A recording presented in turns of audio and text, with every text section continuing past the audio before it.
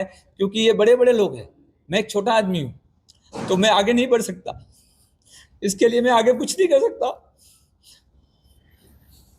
और ये एक लड़ाई मैं अपने लिए नहीं लड़ रहा हूँ, आगे किसी और का ना, वो इसके लिए मेरी पहले से ही मांग है। लेकिन क्या है, कहीं ना कहीं परिवार को लेके मुझे और कई जान का खतरा लग सकता है, इसके लिए मैं रुका हुआ हूँ। लेकिन इन सभी मंत्रियों से, अधिकारियों से, जो आईपीएस है, डीसी साहब है, सीपी साहब है, उनसे मैं हाथ जोड़ के विनती करता हूँ कि इस केस को आगे लेकर और मुझे न्याय दिलाए।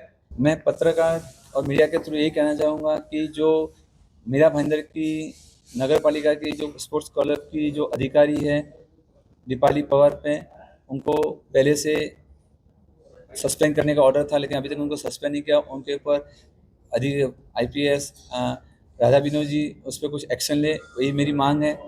और जो ठेकेदार है, सब ठेकेदार है, जैसे मधुसूदन पुरोहित है, करनी चरण है, उन पर जरूर एक्शन लिया जाए। मैं पुलिस से भी यही मांग करता हूँ। उन्होंने सिर्फ स्टेटमेंट लेके उनको छोड़ दिया गया है। सर क्या इंसिडेंस हुआ था, किस तरह का हाँ, मामला था? 20 अप्रैल 2025 को मेरे बच्चे ग्रंथ की स्विमिंग पूल स्पोर्ट्स क्लब के अंदर डूब के मृत्यु हो गई थी। उसके लिए हमने एक जन आंदोलन भी लगाया था और पुलिस स्टेशन, हम नवघर पुलिस स्टेशन गए थे। वहाँ पे उन्होंने 106 धारा लगाई थी और सबका ये जो मधुसूदन पुरोहित, करनी चरण, नीरज शर्मा, सांस चैरिटेबल ट्रस्ट, उन पे स्टेटमेंट लिया। अभी तक कोई कार्रवाई उन्होंने की नहीं है।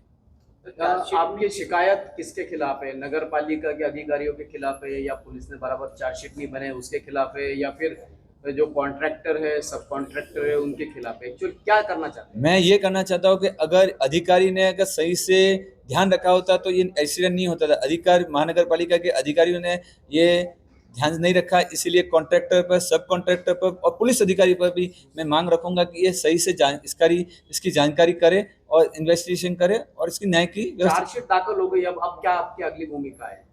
चार्जशीट दाखिल हो गई है। अब कोर्ट केस आएगा, कोर्ट में जब जस्टिस आएगा उसके आगे, नहीं तो हम उसके ऊपर भी हम जाएंगे। समाधान है चार्जशीट से? चार्जशीट से हमको बिल्कुल समाधान नहीं है। उन्होंने लिखापोती ही की है पुलिस ने। अभी किस पे लिखापोती, किसके दबाव से की है, ये हमको भी जानकारी नहीं मिली है। इसमें कौन पॉलिटिकल नेता आपको सपोर्ट कर रहा है और कौन पॉलिटिकल नेता सपोर्ट नहीं कर रहा है? माननीय श्री परिवहन मंत्री प्रताप सरनाईक जी मुझे पूरा सपोर्ट कर रहा है और हमारे स्थानीय विधायक श्री नरेंद्र जी मेहता जो हमारे यहाँ के हैं, वो हमको बिल्कुल सपोर्ट नहीं कर रहे हैं। अगर वो सपोर्ट करते हैं, दोनों मंत्री जी और आमदार का सपोर्ट करते हैं और इस केस को और आगे लेके जाते हैं, और तो मुझे जस्टिस 100% मुझे ऐसा लगता है कि मिल सकता है। मुझे क्या आपको लगता है कि इस पूरे मामले में आपकी जान को भी खतरा है? 100% ऐसा लग रहा है और महसूस भी हो रहा है, क्योंकि ये बड़े बड़े लोग हैं, मैं एक छोटा आदमी हूँ, तो मैं आगे नहीं बढ़ सकता। इसके लिए मैं आगे कुछ नहीं कर सकता। और ये एक लड़ाई मैं अपने लिए नहीं लड़ रहा हूँ, आगे किसी और का ना, वो इसके लिए मेरी पहले से ही मांग है।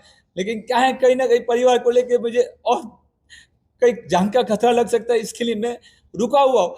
लेकिन इन सभी मंत्रियों से, अधिकारियों से, जो आईपीएस है, डीसी साहब है, सीपी साहब है, उनसे मैं हाथ जोड़ के विनती करता हूँ कि इस केस को आगे लेकर और मुझे न्याय दिलाए।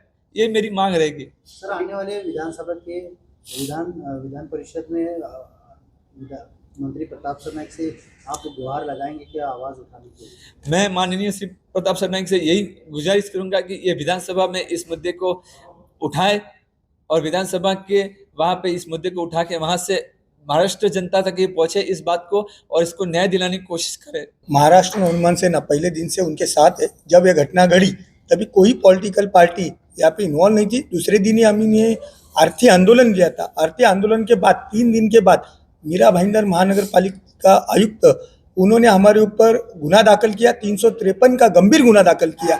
उसकी हम तो निंदा किए, लेकिन हमने एक बच्चे की जान गई थी, उसके लिए हम लोग खड़े थे।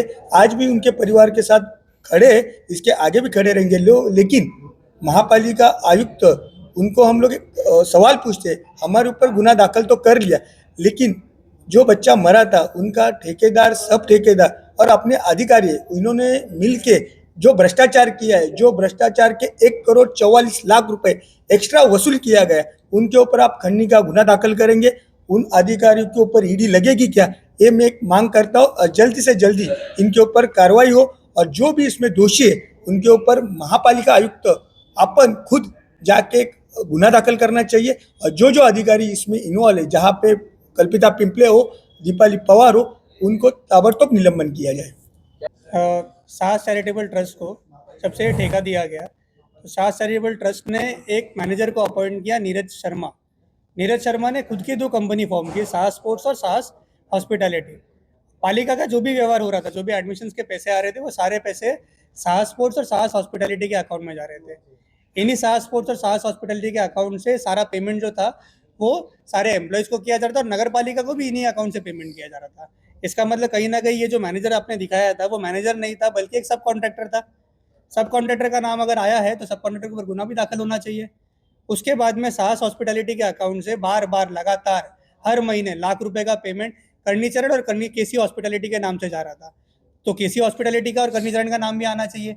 मधुसूदन पुरोहित का नाम है। मधुसूदन पुरोहित ने कहा कि मैं वहां पर जाकर मदद कर रहा था, लोगों की सेवा कर रहा था। ऐसे कौन सी मदद थी वो जो 2 साल से लगातार करते आ रहे हैं, और जो बाकी का भाजपा का कोई नगर सेवक नहीं कर रहा है, वो अकेला का मधुसूदन पुरोहित वहां पर कर रहा है। तो उनका भी कहीं ना कहीं इसके अंदर संलग्न है, तो उनका भी नाम एफआईआर में दाखिल होना चाहिए। साथ ही साथ दीपाली पवार है, कल्पिता पिंपले है, इन दोनों ने जो स्टेटमेंट दिया वो वर्ड टू वर्ड सेम है, कॉमा भी चेंज नहीं किया दोनों के स्टेटमेंट के अंदर। तो कहीं ना कहीं ये कॉपी पेस्ट है। अगर कॉपी पेस्ट किया गया है तो कहीं ना कहीं इनको सबको पहले से पता था कि यहाँ पर धांधली चल रही है, इसलिए स्टेटमेंट सेम टू सेम दिया गया। तो अगर ये धांधली के अंदर इनका भी अगर हाथ है तो इनका भी नाम एफआईआर के अंदर आना चाहिए। तो एडिशनल चार्जशीट जब दाखिल हो तो इन एडिशनल चार्जशीट के अंदर इन सब लोगों का नाम का समावेश होना चाहिए।